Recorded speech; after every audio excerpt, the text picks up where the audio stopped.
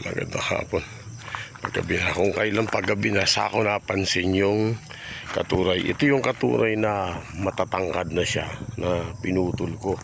Ngayon ho, mababa lang ho ito. Ganito ho. Kasi pinutol ko nung nakaraang tag-init. Gawa ng andaming parang yung mga higad na kinakain din nila yung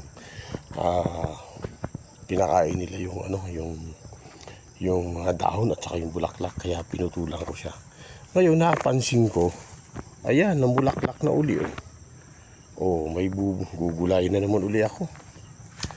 Ayun pa meron pa tinan mo.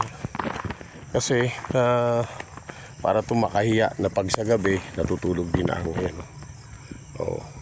Diba? Meron akong kikilawin ngayon. Sayang makuha, mapitas. Ihahalo ko to sa aking gulay na gulay na anong tawag dito, ampalayang bilog, at maiulam mamaya. Hanapan pa natin ng iba. Nagkabulaklak hanggang bewang pa lang ang puno nito kasi pinutulan ko nga. Di bale, okay na to. At least may pandagdag akong gulay kilawin doon sa aking ampalaya na bilog. Okay, thank you Lord. Pakulimlim na ang panahon. Yan na.